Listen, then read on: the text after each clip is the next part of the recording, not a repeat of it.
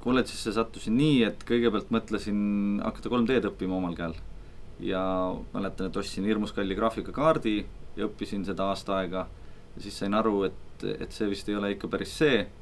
Ja siis töökaaslane Epkin, kes läks kolledžisse õppima, ma ei teadnud sellest midagi.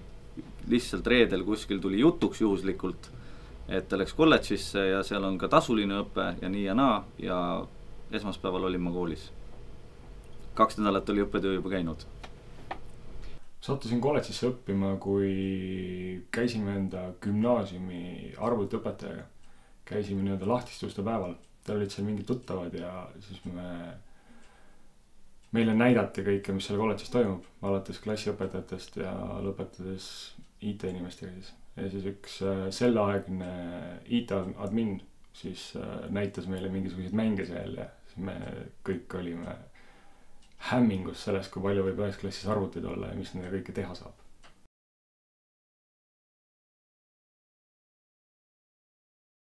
Diskreetne matemaatika. Nali naljaks. Ja tegelikult 2 asja. Üks oli see suurepärane seltskond, kes meil nende kursuste peale kokku oli. See oli tõeliselt tore 3 aastat. Ja teine asi oli Haapsalu kui õpikeskkond. Hämmastavalt sobiv. Haapsalu on vaikne, rahulik.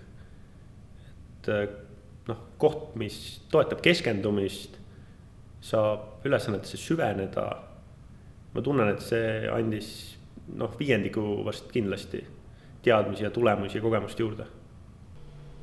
On palju helgeid hetki ja palju asju on meelest läinud, aga võib-olla kõige rohkem on meeles see, kui me õppisime matemaatika eksamiks, mis oli väga piinarikas aga samas lõbus, sest et see oli nagu diskreetne matemaatika oli vähemalt meie kursusel enamusele nii keeruline, et me otsustasime seda kõike koos teha ja läksime kolledžisse ja lükkasime lauad kokku ja istusime ja õppisime öö läbi ja see, kes mis osast oli aru saanud, õpetas ühtesid, teine õpetas teisi ja veetsime põhimõtteliselt niimoodi mitu ööd kolledžis ja õppisime matemaatikat, et eksam ära teha.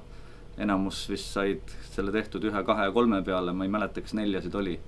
See oli nagu päris hull ja see on hästi meelde jäänud.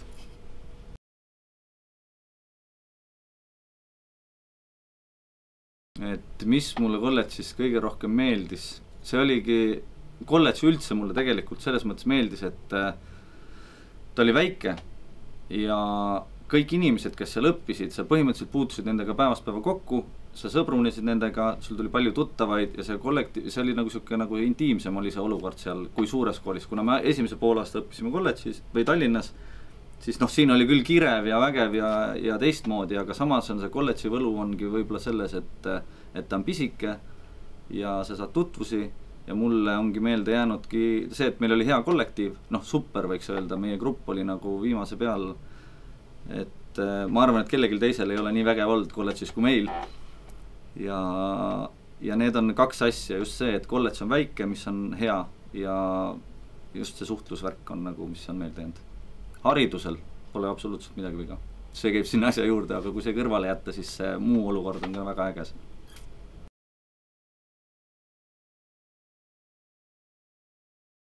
Ettevõtte praktikal, jah, põhimõtteliselt oma tulevases töökohas. Tollases Data Telekommunikatsiooni OÜs ja hilisemas Linkstack Estonia OÜs.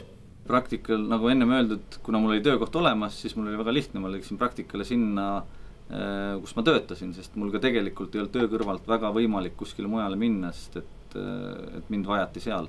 Ja koolis ma käisin ka niimoodi, et ma käisin 2 tundi loengus, 2 tundi sõitsin autoga tööle ja tulin tagasi 2 tundi loengusse, et minu kool läks nagu väga hullus tempos töö, pere ja kõige muu kõrvalt. Praktika oli ka tegelikult kolledžis, sellepärast meil olid sellised üldised praktikad, kust me võtsime kõik osa, meist tehti eraldi grupid, kõikidele gruppidele anti eraldi ülesanded. Nimetati teenused ja asjad, mis kõik peavad olema püsti pandud ja omavahel toimima. Niimoodi, et need gruppide vahelised ülesanded pidid lõpus koos toimima hakkama. seal oli kõike, seal oli võrk, serverid, mingi pangateenus, blogid, kõik sellised asjad panime ülesse. Et meil oli praktika natukene teistmoodi, kui on hetkel üles ehitatud.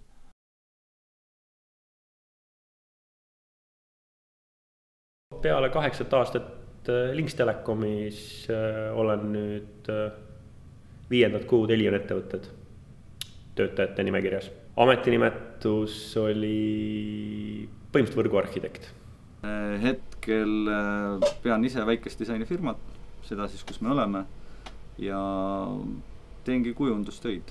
Ühesõnaga pakume ikkagi nagu disaini ja printmeediat ja reklaami. Sellest, mitte videoreklaami, vaid just seda trükimeediat ja sukest. Hetkel töötan Tallinna Tehnikaülikooli Kuressaare kolledži väikelaeva ehituse kompetentsikeskuses IT-spetsialistina.